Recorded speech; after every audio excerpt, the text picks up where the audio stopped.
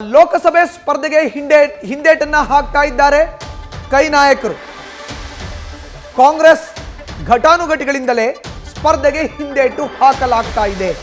ಈ ಹಿಂದೆ ಎಐಸಿಸಿ ಅಧ್ಯಕ್ಷರೆಲ್ಲ ಲೋಕಸಭೆಗೆ ಸ್ಪರ್ಧಿಸಿದ್ರು.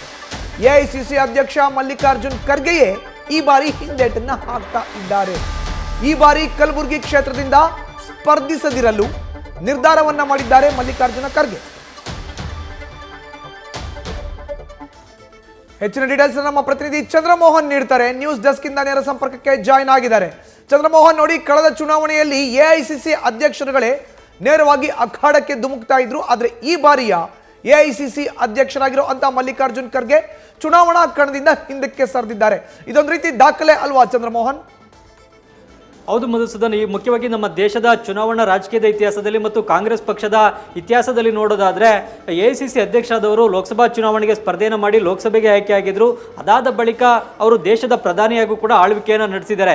ಈ ಹಿಂದೆ ರಾಜೀವ್ ಗಾಂಧಿ ಆಗ್ಬೋದು, ಇಂದಿರಾ ಗಾಂಧಿ ಆಗ್ಬೋದು, PV ನರಸಿಂಹರಾವ್ ಇವರೆಲ್ಲರೂ ಕೂಡ ನೇರವಾಗಿ ಲೋಕಸಭಾ ಚುನಾವಣೆಗೆ ಸ್ಪರ್ಧೆಯನ್ನು ಮಾಡಿ ಲೋಕಸಭೆಗೆ ಆಯ್ಕೆಯಾಗಿದ್ರು. ಅದಾದ ಬಳಿಕ ದೇಶದ ಪ್ರಧಾನಿ ಗದ್ದಿಗೆಯಲ್ಲಿ ಕುಳಿತು ದೇಶದ ಆಳ್ವಿಕೆಯನ್ನು ನಡೆಸಿದ್ದಾರೆ.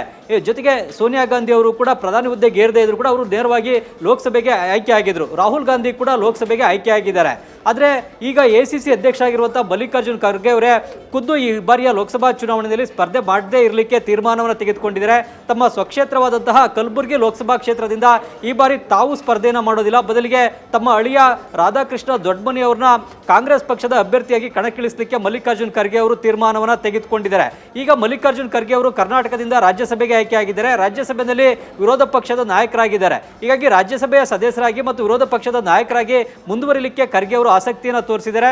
ಆದರೆ ನೇರವಾಗಿ ಲೋಕಸಭಾ ಚುನಾವಣಾ ಅಖಾಡಕ್ಕಿಳಿದು ಗೆಲ್ಲಲಿಕ್ಕೆ ಖರ್ಗೆ ಅವರು ಆಸಕ್ತಿಯನ್ನು ವಹಿಸ್ತಾ ಇಲ್ಲ. ಇದು ಕಾಂಗ್ರೆಸ್ ಪಕ್ಷದ ನಾಯಕರ ಚರ್ಚೆಗೂ ಕೂಡ ಕಾರಣ ಆಗಿದೆ. ಏಕೆ ನಮ್ಮ ಪಕ್ಷದ ಅಧ್ಯಕ್ಷರೇ ನೇರವಾಗಿ ಚುನಾವಣಾ ಅಖಾಡಕ್ಕೆ ಇಳಿತಾ ಇಲ್ಲ ಈ ಬಾರಿ ಅನ್ನತಕ್ಕಂಥದ್ದು ಚರ್ಚೆಗೆ ಕಾರಣ ಆಗಿದೆ. ಒಂದು ಕಡೆಯಲ್ಲಿ ಪ್ರಧಾನಿ ನರೇಂದ್ರ ಮೋದಿ ಅವರ ವಿರುದ್ಧ ಕಾಂಗ್ರೆಸ್ ಮತ್ತು ಇಂಡಿಯಾ ಮೈತ್ರಿಕೂಟದ ಪ್ರಧಾನಿ ಅಭ್ಯರ್ಥಿ ಯಾರು ಅನ್ನುವ ಪ್ರಶ್ನೆಯನ್ನು ಕೂಡ ಬಿಜೆಪಿ ನಾಯಕರು ಕೇಳ್ತಾ ಇದ್ದಾರೆ. ಈಗ ಇಂಡಿಯಾ ಮೈತ್ರಿಕೂಟದಲ್ಲಿ ಮಲ್ಲಿಕಾರ್ಜುನ್ ಖರ್ಗೆ ಅವರೇ ಪ್ರಧಾನಿ ಅಭ್ಯರ್ಥಿ ಆಗಲಿ ಅಂತ ಈಗಾಗಲೇ TMC ಪಕ್ಷದ ನಾಯಕಿ ಮಮತಾ ಬ್ಯಾನರ್ಜಿ ಮತ್ತು ದೆಹಲಿ CM ಅರವಿಂದ್ ಕೇಜ್ರಿವಾಲ್ ಅವರು ಕೂಡ ಹೇಳಿದ್ದಾರೆ. ಆದರೆ ಮಲ್ಲಿಕಾರ್ಜುನ್ ಖರ್ಗೆ ಅವರು ಮಾತ್ರ ತಾನು ಪ್ರಧಾನಿ ಅಭ್ಯರ್ಥಿ ಆಗಲಿಕ್ಕೆ ಸಿದ್ಧ ಇದ್ದೇನೆ ಅಂತೇಳಿ ಘೋಷಣೆಯನ್ನು ಮಾಡಿಕೊಳ್ಳಿಕ್ಕೆ ಸಿದ್ಧ ಇಲ್ಲ. ಮೊದಲು ಇಂಡಿಯಾ ಮೈತ್ರಿಕೂಟಕ್ಕೆ ಬಹುಮತ ಸಿಗಲಿ, ಅದಾದ ಬಳಿಕ ಪ್ರಧಾನಿಯಾಗಿ ಯಾರನ್ನು ಆಯ್ಕೆ ಮಾಡಬೇಕು ಅನ್ನೋದ್ರ ಬಗ್ಗೆ ತೀರ್ಮಾನವನ್ನು ತೆಗೆದುಕೊಳ್ಳೋಣ ಅನ್ನುವ ಮಾತನ್ನ ಇಂಡಿಯಾ ಮೈತ್ರಿಕೂಟದ ಸಭೆಯಲ್ಲೇ ಹೇಳಿದ್ದಾರೆ.